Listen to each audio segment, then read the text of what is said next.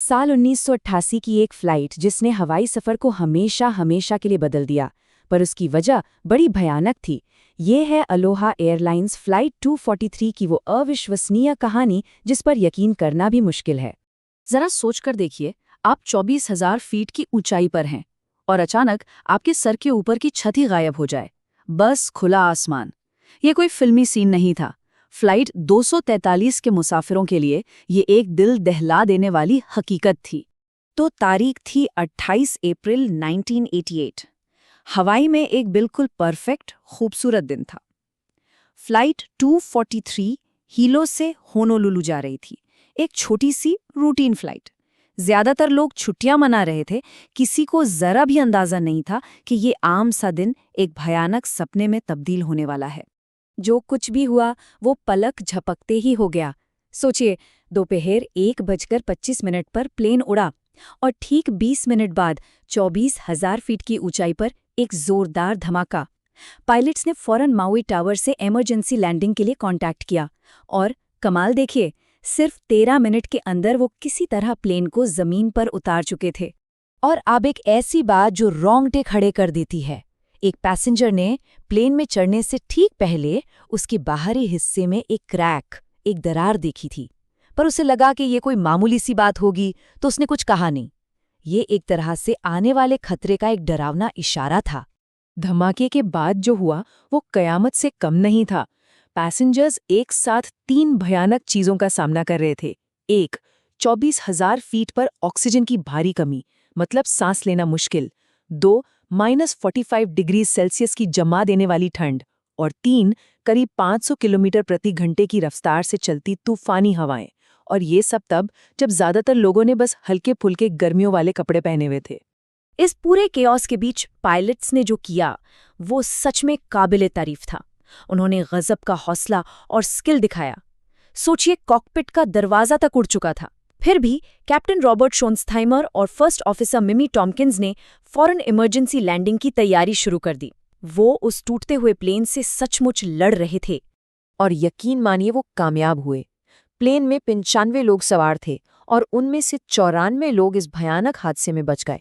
ये किसी चमत्कार से कम नहीं था। लेकिन हाँ, एक दुखद खबर भी थी। Flight attendant Clarabelle Lansing, वो नहीं बच सकी। धमाके के वक्त वो प्लेन से बाहर खिंच गई थीं। तो प्लेन तो लैंड हो गया, लोग बच गए, लेकिन अब सबसे बड़ा सवाल ये था कि आखिर ये हुआ कैसे? एक उड़ते हुए प्लेन की छत ऐसे कैसे उड़ सकती है? इसी का पता लगाने के लिए नेशनल ट्रांसपोर्टेशन सेफ्टी बोर्ड यानी NTSB ने एक बहुत गहरी जांच पड़ताल शुरू की। जांच में जो सबसे बड़ी वजह सामने आई वो थी मेटल फटीग। अब ये क्या होता है, इसे ऐसे समझिए, जैसे आप एक पेपर क्लिप को बार बार आगे पीछे मोड़ते हैं तो वो टूट जाती है ना।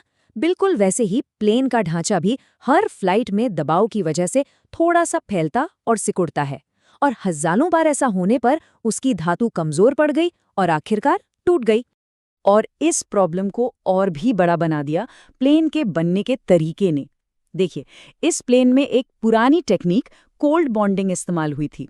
इसमें नमी की वजह से जंग लगने का खतरा बहुत ज्यादा था। बाद में बोइंग ने एक बेहतर और मजबूत हॉट बॉन्डिंग टेक्निक अपना ली थी, पर ये वाला प्लेन ये पुरानी डिजाइन का था। इतना ही नहीं, इस प्लेन से उसकी क्षमता से कहीं ज्यादा काम लिया जा रहा था। मतलब इसे डिजाइन किया गया था 75,000 फ्लाइट्स के लिए, लेकिन ये करीब करीब 90,000 फ्लाइट्स पूरी कर चुका था। साफ है, इसे उसकी लिमिट से बहुत बहुत आगे धकेला जा रहा था।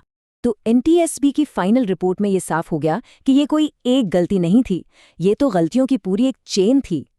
अलोहा एयरलाइंस का मेंटेनेंस ठीक नहीं था, FAA ने जरूरी इंस्पेक्शन ठीक से नहीं करवाए, और बोइंग और FAA दोनों ने ही उस पुरानी बॉन्डिंग टेक्निक की दिक्कतों को शुरू में नजरअंदाज किया था।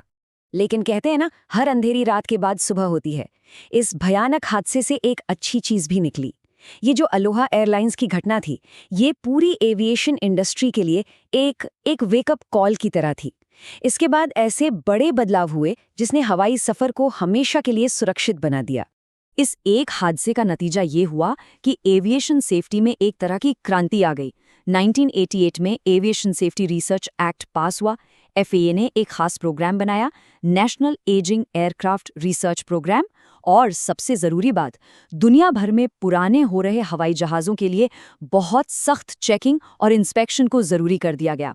तो आज जब हम आसमान में इतनी बेफिक्री से सफ़र करते हैं, तो उसके पीछे फ्लाइट 243 से सीखे गए सबक हैं।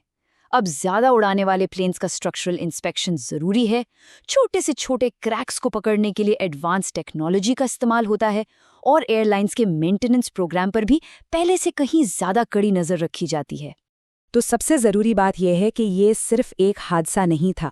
इस एक घटना ने अधिकारियों और एयरलाइंस के पुराने विमानों की सेफ्टी को देखने का नज़रिया ही पूरी तरह से बदल दिया।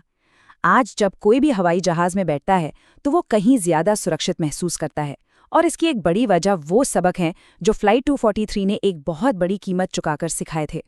तो अगली बार जब आसमान में कोई हवाई जहाज़ दिखे तो एक पल के लिए फ्लाइट 243 को ज़रूर याद कीजिएगा।